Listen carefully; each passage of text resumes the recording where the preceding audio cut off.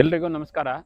ನಾನು ಶ್ರೀಪತಿ ಎಲ್ಕೆ, ಶಿವಮೊಗ್ಗದ ಒಬ್ಬ ಪರಿಸರ ಕಾಳಜಿಯುಳ್ಳ ಒಬ್ಬ ವ್ಯಕ್ತಿ. ಈ ಪಶ್ಚಿಮ ಘಟ್ಟ ನಮ್ಮ ಇಡೀ ಭಾರತದ ಅಷ್ಟೇ ಬಹಳ ಮುಖ್ಯವಾಗಿ ದಕ್ಷಿಣ ಭಾರತಕ್ಕೆ ಏಕೈಕ ನೀರು ವಾತಾವರಣದ ಆಸರೆ ಆಗಿರುವಂತಹ ಒಂದು ಪರ್ವತ ಶ್ರೇಣಿ. ಈ ಪಶ್ಚಿಮ ಘಟ್ಟಗಳು ಹಾಳಾದರೆ ಅಲ್ಲಿ ಒಂದೊಂದೇ ಯೋಜನೆಗಳು ಬಂದರೆ ಇಡೀ ದಕ್ಷಿಣ ಭಾರತ ಬೆಂಗಾಡಾಗುವುದರಲ್ಲಿ ಯಾವುದೇ ಸಂಶಯ ಇಲ್ಲ. ಈಗಾಗಲೇ ಪಶ್ಚಿಮ ಘಟ್ಟವನ್ನು ಸಾಕಷ್ಟು ಅಭಿವೃದ್ಧಿ ಯೋಜನೆಗಳು ನುಂಗಿಬಿಟ್ಟಿದೆ. ಉತ್ತರ ಕನ್ನಡದ 18,000 ಹೆಕ್ಟೇರ್ ಭೂಮಿ ಈ ವಿವಿಧ ಯೋಜನೆಗಳಿಗೆ ಈಗಾಗಲೇ ಕೊಟ್ಟಾಗಿದೆ. ಶರಾವತಿ ಕೊಳ್ಳ ಕೇವಲ 125 ಕಿಲೋಮೀಟರ್ ಹರಿಯುವ ಒಂದು ಸಪುಟ್ಟ ನದಿಯ ಕಣಿವೆಯನ್ನು ಹಲವಾರು ಯೋಜನೆಗಳಿಂದ ಈಗಾಗಲೇ ಸಾಕಷ್ಟು ನಾಶಪಡಿಸಿದ್ದೀವಿ. ಈಗ ಮತ್ತೊಂದು ಕಂಟಕ ಈ ಶರಾವತಿ ಕೊಳ್ಳಕ್ಕೆ ಎದುರಾಗಿದೆ. ಅದು ಶರಾವತಿ ಪಂಪ್ ಸ್ಟೋರೇಜ್ ಯೋಜನೆ.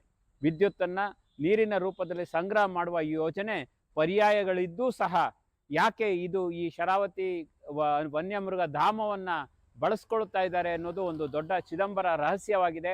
ನಾವು ಯೋಜನಾಕರ್ತರಿಗೆ ಸುಮಾರು 32 ಪ್ರಶ್ನೆಗಳನ್ನು ಕೇಳಿದ್ದೀವಿ.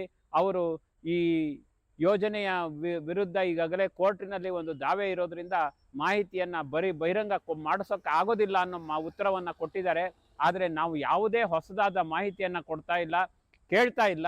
ಅವರೇ ಕೊಟ್ಟಿರುವ ವರದಿಯಲ್ಲಿರುವ ಅಸಂಗತಗಳು, ವಿರೋಧಾಭಾಸಗಳನ್ನು ನಮಗೆ ಸೃಷ್ಟೀಕರಣವನ್ನು ಕೇಳಿ ನಾವು ಪ್ರಶ್ನೆಗಳನ್ನು ಕೊಟ್ಟಿದ್ದೀವಿ. ಆದರೆ ಈವರೆಗೂ KPCLನವರು ಯಾವುದೇ ಉತ್ತರವನ್ನು ನಮಗೆ ಕೊಟ್ಟಿಲ್ಲ. ಇದು ಬಹಳ ದುರದೃಷ್ಟಕರವಾದ ಒಂದು ಯೋಜನೆಯಾಗಿದ್ದು, ಇಂತಹ ಒಂದು ಯೋಜನೆ ನಾವು ಇಲ್ಲಿ ಬರಲು ಜಾಗ ಮಾಡಿಕೊಟ್ಟಲ್ಲಿ ಪಶ್ಚಿಮ ಘಟ್ಟದಲ್ಲಿ ಇಂತಹ ಹಲವಾರು ಯೋಜನೆಗಳು ಈಗಾಗಲೇ ಬರುವ ಹಂತದಲ್ಲಿದೆ. ಹಾಗಾಗಿ ನಾವೆಲ್ಲ ಸಾರ್ವಜನಿಕರು ನೀರು, ನೆಲ, ಆಹಾರ, ಕೃಷಿ ಇದನ್ನು ಅವಲಂಬಿಸಿರುವಂತಹ ನಾವೆಲ್ಲ ನಾಗರಿಕರು ಸಹ ಇಂತಹ ಪರಿಸರ ವಿರೋಧಿ ಮತ್ತು ಮಾನವ ವಿರೋಧಿ ಯೋಜನೆಗಳನ್ನು ವಿರೋಧಿಸಬೇಕು. ಅದರ ಅಂಗವಾಗಿ 16ನೇ ತಾರೀಕು, ಇದೇ ತಿಂಗಳು 16ನೇ ತಾರೀಕು ಏನು ಸೈಕಲ್ ಜಾಥಾ ಹಮ್ಮಿಕೊಂಡಿದ್ದೀವಿ, ಅದರಲ್ಲಿ ನೀವೆಲ್ಲರೂ ಬಂದು ಭಾಗವಹಿಸಿ ಈ ಹೋರಾಟವನ್ನು ಯಶಸ್ವಿಗೊಳಿಸಬೇಕು ಅಂತ ಈ ಮೂಲಕ ನಾನು ತಮ್ಮಲ್ಲಿ ಕೇಳ್ಕೊತಾ ಇದ್ದೀನಿ. ನಮಸ್ಕಾರ.